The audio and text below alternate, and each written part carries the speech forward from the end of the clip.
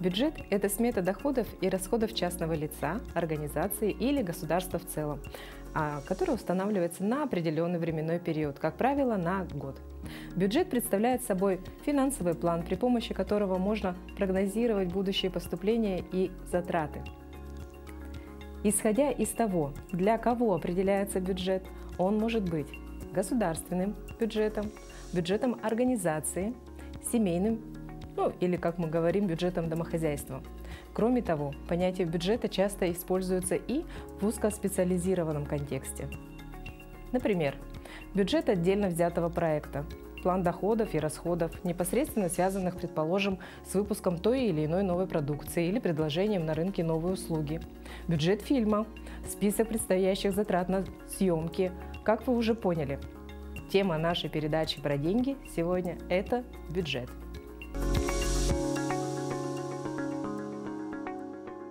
Сегодня у нас в гостях исполняющий обязанности министра финансов Республики Саха-Якутия Валерий Алексеевич Жандоров.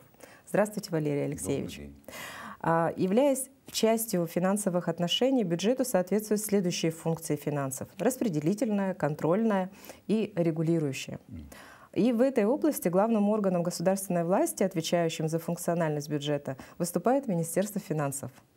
Расскажите, пожалуйста, как формируется бюджет республики и основные статьи расходов? Да. Спасибо за вопрос.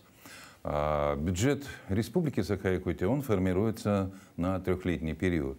Но, конечно же, основным это является так называемый очередной финансовый год. Да? Например, вот на 2024 год мы формируем, а следующий это плановый период на 2025-2026 год. Формирование бюджета начинается с прогноза социально-экономическое развитие. Министерство экономики проводит анализ и прогнозирует основные показатели. Какие? Которые влияют на формирование доходов государственного бюджета. Это прибыль рентабельных предприятий на территории республики. Образуются данные, какова сумма прибыли. Для чего это делать? Чтобы уже от нее посчитать налог на прибыль, который у нас формирует первую часть доходной части, налог на прибыль. И он является самым существенным. Например, в 2023 году это 72 миллиарда. Следующий показатель прогноза социально-экономического развития – это прогнозируемый фонд оплаты труда Республики Саха-Якутия на всех предприятиях на территории республики. Так? От нее рассчитывается налог на доходы физических лиц, НДФЛ. Он в этом году у нас составляет 35 миллиардов. И в этом еще дают данные Управления Федеральной налоговой службы, которая, конечно же, тоже знает контингент налогоплательщиков и прогнозирует тоже суммы НДФЛ. Затем идет прогноз по имуществу организации, которое у нас существует, которые ввели в этом году новые стройки, и так далее, на которых налогообложение распространяется и формируется. Мы уже, Минфин России, из этих данных прогнозируем налог на имущество организации. Это порядка 17 миллиардов. Так? Затем, то, что в прогнозе социально-экономического развития у нас достаточно много уделяется вниманию, по каким отраслям идет формирование валового регионального продукта. Например, по добыче алмазов, нефти, газа. Структура нашей экономики отражает добычную структуру, добывающей организации. И есть так называемые налоги на добычу полезных ископаемых. Тоже, сколько будет добыто каратов алмазов, сколько тонн золота будет добыто, сколько тонн угля будет добыто. Это представляет предприятие в адрес Министерства экономики, Министерства промышленности, которое формирует прогноз на дальнейший период. Например, по золоту в этом году прогноз 49 тонн золота. И тогда мы уже Министерство финансов рассматриваем с точки зрения цены золота, прогнозируем на него, курса рубля к доллару США, поскольку идет привязка к стоимости за унцию на бирже, так? И на тонну. В общем-то, вот так формируется, допустим, прогноз налога налог на добычу полезных ископаемых, который взимает государство и Республика Саха-Якутия. Надо, кстати, сказать, что налог на добычу алмазов полностью 100% поступает в региональный бюджет. 100%. Ну, это здорово. Да, это вот одна исключительная особенность. В 2006 году была внесена такая поправка в бюджетный кодекс Российской Федерации. А, например, по нефти и газу налог на добычу полезных ископаемых, он полностью идет в федеральный бюджет на формирование всех потребностей в целом государства Российской Федерации. Вот. Он у нас, например, составляет 45 миллиардов.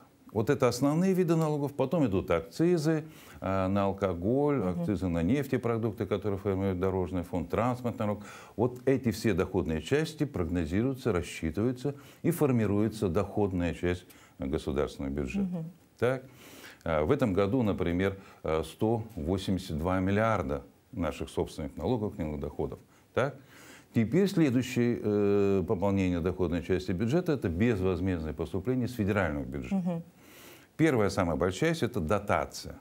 Дотация на уровень бюджетной обеспеченности, которую правительство Российской Федерации, Минфин России, предоставляет почти 76 субъектам, у нас дотационные из 89, на покрытие расчетных расходов. То есть налогового потенциала, разница между индексом бюджетных расходов, они тоже нормированные, да, и индексом налогового потенциала. Вот эту разницу правительство Федерации предоставляет как поддержку дотации бюджетной обеспеченности. Почему? Потому что бюджетная обеспеченность гражданина на любой точке Российской Федерации она должна соответствовать среднероссийскому показателю удовлетворения его потребностей. А вот после этого доходная часть формирования, да, когда мы с Федерации получили в этом году 122 миллиарда, итого 322 миллиарда, плюс еще Фонд развития территории нам перечисляет 12 миллиардов на программу переселения. Вот это доходные части, которые ФМ. А потом наступает та часть, которую распределительная. Да, распределительная. Теперь мы доходы должны распределить по расходам. Что является важнейшими расходами? Конечно же, это обеспечение конституционных прав граждан на получение образования, формирование здоровья, на труд, социальное обеспечение и так далее. И вот расходы основные в первую очередь формируются на образование, на здравоохранение, это обеспечение деятельности наших дошкольных учреждений, школ, больниц, ФАПов и так далее. Это все содержится за счет средств государственного бюджета. Кроме того, на здравоохранение еще тратятся средства фонда обязательного медицинского страхования, в который мы вносим взносы каждый год. Каждый гражданин. Да. И они возвращаются обратно в медицинскую систему. Самые крупные расходы – это как раз здравоохранение. 26 миллиардов – это мы из государственного бюджета предоставляем, и около 56 миллиардов территориальный фонд обязательного страхования. Представьте, какая сумма – 82 миллиарда. Потому что здравоохранение обеспечивает жизнеспособность гражданина. Это очень важные расходы. Да. Первая часть – это здравоохранение. Затем вторая часть – это образование. То есть наши граждане должны быть здоровы, образованы. Конечно. Так? Вот, образование у нас порядка 60 миллиардов. Это обеспечение образования всех садиков, всех школ. А у нас порядка 600 с лишним школ в республике и 600 с лишним, 700 с лишним детских садиков. Так? Еще плюс среднепрофессиональные образовательные учреждения. Кроме того, мы делаем доплату за целевую подготовку студентов в федеральных вузах. Так? Вот, образование. Потом идет достаточно серьезная статья, это социальное обеспечение тех граждан, пособия, выплаты, тоже детям, семьям с детьми и так далее. Это 31 миллиард республиканского бюджета. И с позапрошлого года детям, семьям с детьми до 17 лет, кроме того, из социального пенсионного фонда предоставляют средства достаточно серьезные. Это порядка, в следующем году мы ожидаем 24 миллиарда.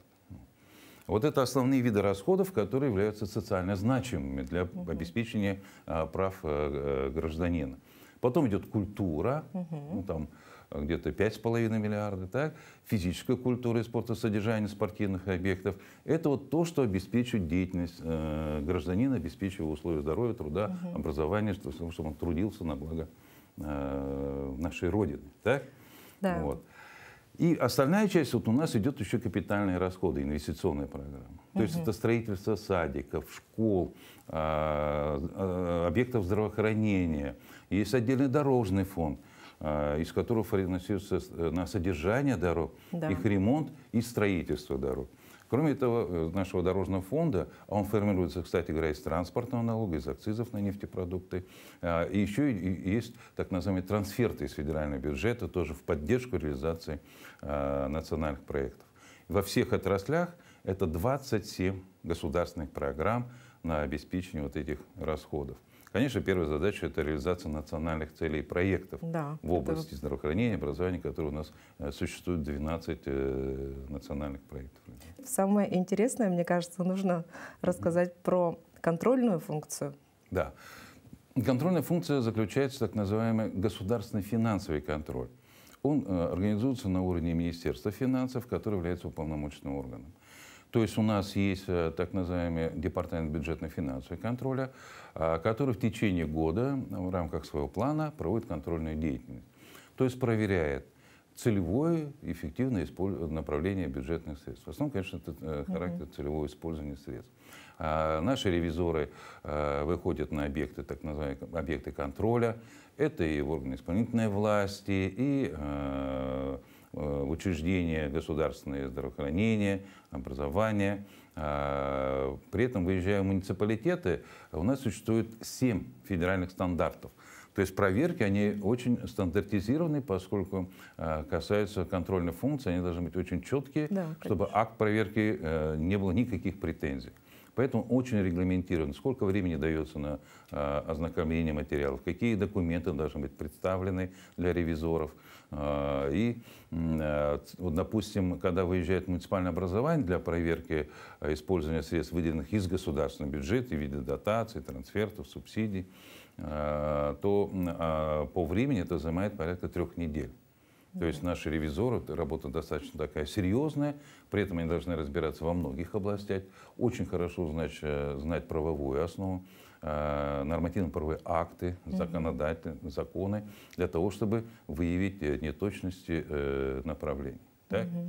Вот. Порядка 300 проверок в год мы проводим по контролю эффективности средств бюджета. Ну, мы всегда говорили о том, что, ну и на заре вы помните такое, что важно, что в государстве, это учет и контроль. Конечно, да. Безусловно. Безусловно, контроль очень важен. Но вот мы рассказали очень много о том, какая роль от государственных организаций, да, в формировании бюджета. А какова роль населения в формировании бюджета региона? Да. Вот мы, конечно, расширяем эту практику. И одним из направлений, которое позволяет привлечь граждан, это программа поддержки местных инициатив, где мы предлагаем населению, и она у нас работает, программа уже 7 лет, уже имеет свой опыт и результаты, и население уже знает, в чем состоит суть. Мы предлагаем населению самим выбрать тот проект решения вопроса местного значения на территории Наслега, который они считают для себя приоритетными. И на это мероприятие мы выделяем из программы поддержки местных инициатив 2 миллиона на один проект. Далее они могут просить софинансирование из местного бюджета, и так поступают многие местные бюджеты поддержать. Граждане софинансировать могут. И представители малого и среднего бизнеса, которые работают на территории Наслега, либо выходцы оттуда и заинтересованы. И вопросы местного значения, то, что самое важное, что они сами определяют несколько проектов, например, летний водопровод, или ремонт клуба, или приобретение специализированной техники водовозки, как обычно бывает, да? Либо ремонт дороги, либо обустройство сквера, благоустройство и так далее. И они решают, сперва рассматривают предварительно, а на итогом собрания идет голосование. И за какой проект проголосовало большее количество населения, поселения, тот проект и реализуется. В этом смысле формируется ответственность за выбор проекта, который нужен большинству, и с этим все соглашаются. И дальше уже начинается самый интересный этап. Они подают заявку на конкурс, у нас поступает около 380 заявок, почти от всех муниципальных образований, у нас их 444, так, и они участвуют в конкурсе отбора. То есть формируются баллы. Мы в бюджете предусматривали в этом году 562 миллиона на эти мероприятия. Ничего себе, да, исходя по 2 миллиона на проект. Потому что в год реализуется более 300 проектов на слегах. Представляете, у нас в предварительном обсуждении участвует около 400 тысяч граждан в предварительном обсуждении. А на итоговом собрании, когда голосуют именно вот за этот проект, участвует 125 тысяч граждан. Это почти 15%. Да? Это как раз отражает вовлеченность граждан в процесс формирования вот этого расходного обязательства. И дальше уже они формируют, после того, как проект выиграл, формируют смету, проводят закупки вместе с органами местного самоуправления, потому что через бюджет идет. Но граждане уже контролируют, создается инициативная группа, которая контролирует от самого начала до завершения. И он точно будет завершен, потому что он находится под общественным контролем. И дальше, когда идет софинансирование от граждан, да, пусть это небольшая сумма, 300 рублей, 200 и так далее, так, от каждого гражданина, но они уже воспринимают его как собственный проект. И отношение к нему гораздо бережнее уже в дальнейшей эксплуатации. Очень много скверов построено за этот период, летних водопроводов, благоустройства, дорог. Были проекты, которые победили во всероссийских конкурсах. Расскажите о них подробнее. Да, тот проект, допустим, в Чурапче один из первых, когда они оформили кинозал. Ух ты! Да, у них был зал, и они оформили впереди пространство фойе такое, в котором продавали, значит, попкорн и так далее. То есть они сделали то же самое, как, допустим, в городе. Это вот общественная инициатива. Село Майя я всегда привожу в пример, когда посреди было заброшенное озеро. Его сейчас превратили в сквер любви, любимое место и зимой, и летом. Оно облагороженное со всеми атрибутами и так далее. И там собираются и летом, и зимой жильцы села Майя. Вот эти проекты были победителями во всероссийских конкурсах. Почти ежегодно наши проекты становятся победителями. Получается, что каждый гражданин, желающий улучшить как-то качество собственной жизни, качество жизни своих односельчан или те, кто проживают в одном районе, объединиться могут. Объединиться в инициативную группу и предложить реализовать проект в рамках вот этого программы поддержки инициатив, которые формируют вот эти навыки работы с бюджетной. В общем-то, распределение тоже местного бюджета. Согласны ли вы с тем, что участие в сомнительных финансовых проектах подвергает граждан риску оказаться за чертой бедности? Конечно, безусловно. Вот эта проблема в последнее время стала достаточно остро актуальной. Да? Почему мы вот сейчас в Министерстве финансов создали межведомственную группу с участием представителей Национального банка Республики Саха-Якутия, представителей Министерства внутренних дел, тех подразделений, которые работают по раскрытию вот этих дел, связанных с финансовым мошенничеством, которые очень разнообразны сейчас, к сожалению. Так? Мы сейчас формируем определенные реестры, он в принципе сформирован, какие виды применяются мошенничеством в отношении наших граждан. Почему это актуально? И мы, конечно, с помощью всех средств массовой информации, я думаю, сейчас подготовим, это должны быть и социальные ролики, и регулярные напоминания, но они должны быть восприниматься таким образом, чтобы они были вот как реклама. Да? Да. Реклама же идет, обращают на это же, вот это тоже нужно, внимание и так далее. То есть, конечно, почему? Потому что, к сожалению, за первые полугодие в нашей республике таким образом было выведено около 500 миллионов рублей. Это достаточно серьезная сумма. Конечно, развито очень телефонное мошенничество. Это проблема, большая проблема. Большая. И, конечно, здесь мы, гражданам советуем никому никогда не говорить номера пин-кодов и карточек. Мы всегда говорим о том, что сотрудники банков и правоохранительных органов никогда не звонят гражданам. И когда вам позвонили и сказали это, сразу положить трубку. Так? Кроме телефона, сейчас очень развито в интернете. Да. Помните, в последнее время на WhatsApp приходили сообщения: проголосуйте за мою девочку, участвующую в конкурсе. Попадались. Это переход в ссылку, а уже через ссылку вы нажимаете же кнопочки, допускаете мошенников в свою систему телефонную. Это тоже. Если вам незнакомый человек, а что сейчас начали делать? Они взламывают же телефон и с его имени направляют по адресной книжке. И вы видите, как будто пришел от вашего знакомого. Всегда нужно позвонить этому человеку и убедиться, что с ним все в порядке, или ребенок участвует, и так далее, и так далее. Вот они какие используются механизмы, похожие на правду. Да, проблема, конечно, с финансовыми мошенниками очень остро стоит сейчас. И там, я хотел бы сказать, по двум направлениям идет. Да. Первое — это то, что они вызывают беспокойство у человека, что его деньги подвергнуты риску, да, говорят, что кредит оформляет и так далее, и человек начинает втягиваться в это. Поэтому нельзя это слушать. Вторая часть, второе направление – это заманивание в прибыльные выгодные операции. Да, часто предлагают инвестировать под 200 годовых там, и 300. Конечно же, таких ставок нигде нет. И вот люди, к сожалению, они играют на этих вот психологических моментах людей. К сожалению, да. И человек, если, конечно, человек находится уже в трудной жизненной ситуации, да, он же хочет быстро заработать. И он, Да, возможно, да. и в этих Но, случаях к сожалению, таких соглашается. чудес не бывает. Ну да. Вот мы постоянно стараемся говорить. И вот вы правильно отметили, что есть, разрабатываются специальные материалы информационные, которые размещаются. Я знаю, что и уличные баннеры уже размещены, и в муниципалитетах тоже они везде размещают. На сайте Банка России. Министерство инноваций подготовили ролики уже на протяжении, по-моему, 3 лет они готовят ролики разные.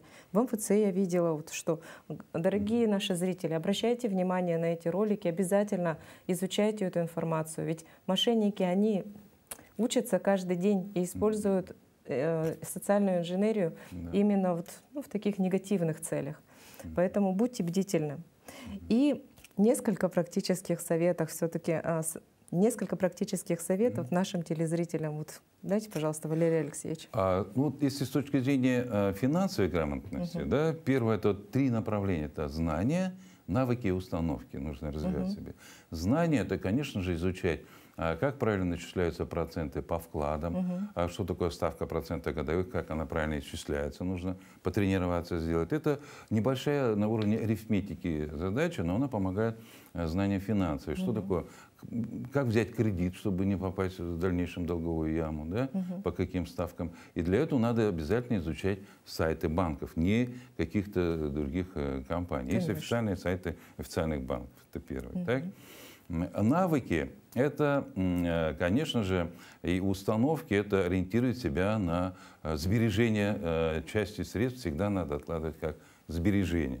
А для этого, опять же, смотреть, где хранить, во вкладах, там, может быть, в государственных облигациях, это немножко другой уровень, тоже безопасный, защищенный. Так? Вырабатывать себе вот эти навыки и установки формирования, умение считать свои деньги, так? И, конечно же, думать о сбережении части средств, 10% всегда откладывать, так, 10%. Это должна быть такая привычка уже, как да? Привычка, абсолютно правильно. Ну и не стремиться, конечно же, тут же проводить капитальный расход только за счет кредитов.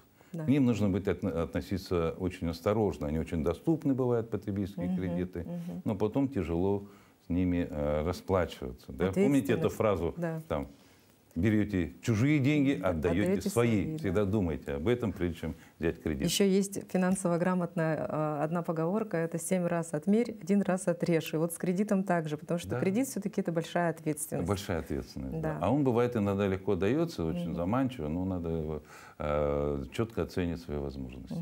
И вот еще один такой, не знаю, нашим телезрителям, я думаю, будет интересно. Мы тут затронули как раз тему инвестиций. И вот облигации федерального займа, вот Республики Саха-Якутия именно. Вот я как патриот, вот мне интересно вкладываться, например, в свою республику. Вот мне, я думаю, что, например, наши, возможно, наши телезрители тоже заинтересует эта тема. Расскажите, пожалуйста, вот сколько сейчас, какие виды облигаций существуют? Там?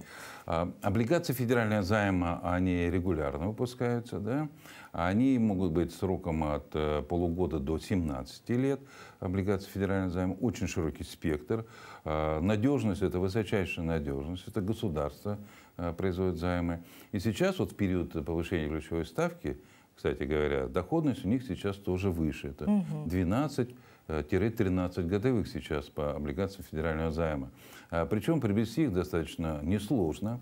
Это можно сделать через любой банк, на бирже приобрести, и в любое время можно их продать, если вам необходимо вернуть деньги. И каждый квартал начисляются проценты, купоны так называемые. Аналогичные облигации выпускаются и Якутской республикой Саха-Якутия. Это государственные облигации государственного займа, УГЗ. Облигации государственного займа, они у нас находятся в обращении порядка 25 миллиардов с разными сроками погашения. Ближайший срок погашения, по-моему, 1,5 года, дальний — это 4,5 года. Там тоже ежеквартальные начисляются купоны, и их тоже можно приобрести на бирже любой гражданин воспользуется брокерской услугой надежных банков. А якутские компании имеют какие? Якутские компании, вот из якутской компании выпускает облигации компания «Алроса». У нее два вида. Это рублевые облигации тоже размещаются на Московской межбанковской валютной бирже. Все облигации на Московской бирже размещаются. И второй вид – это еврооблигации, выпущенные в свое время под ставку именно привлечения иностранной валюты, поскольку у них и реализация тоже шла в этой же валюте. Так? Вот.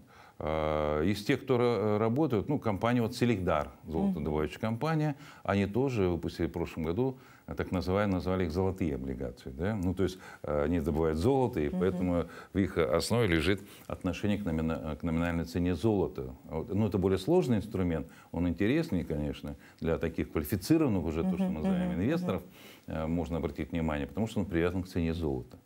А цена золота у нас сейчас растет. Да. Соответственно, стоимость растет помимо процентов платы. Но я бы рекомендовал только курс цены. А нашим гражданам это, конечно, очень распространенные, я считаю, это депозиты банков сейчас хорошие ставки на фоне повышения ключевой ставки. Так? И для того, чтобы можно было купить и продать на бирже, это облигации, вы абсолютно правильно сказали, облигации федерального займа, которые более ликвидные, потому что депозит вы положили на год, к нему не можете притронуться. А ОФЗ отличается тем, что проценты начисляются купонные, и в любое время вы можете по этой цене продать на бирже, если вам нужны деньги. Да, здорово, спасибо. Это хороший инструмент, кстати говоря, это чуть выше, чем вклады банков, но они доступные и достаточно доходные. Да, Валерий Алексеевич, вот про бюджет было очень много сказано, да, такой очень полезной информации. И скажите, пожалуйста, вот я как гражданин могу принять участие в обсуждении бюджета, допустим, того муниципального образования, в котором я прописан? Да, абсолютно правильный вопрос.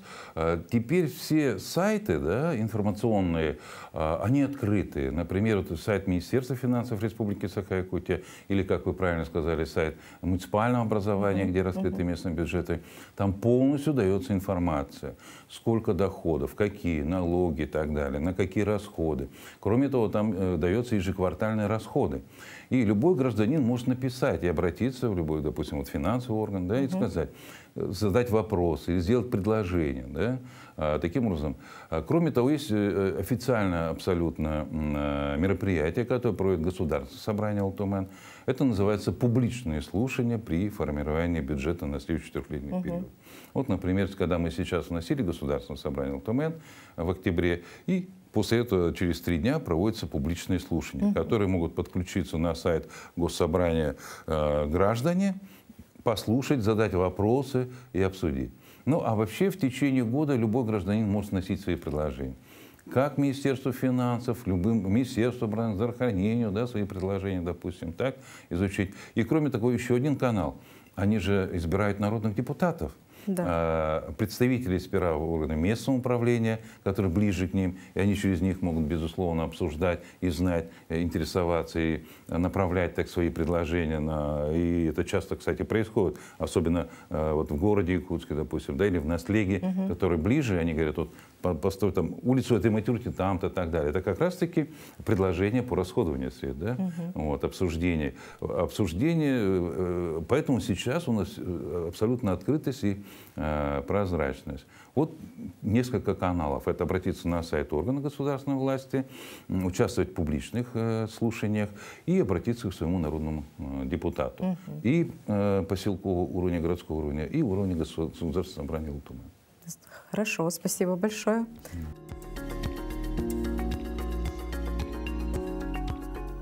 Вы уже поняли, что бюджет необходим нашим кошелькам как воздух, ведь незапланированные траты не дают никому спокойно выдохнуть и со спокойным сердцем последовательно идти к своей цели по плану. Пробуйте, экспериментируйте, но всегда помните, важно знать свои ежемесячные обязательные траты, вести учет доходов и расходов и хотя бы раз в полгода актуализировать список обязательных трат. До новых встреч в эфире!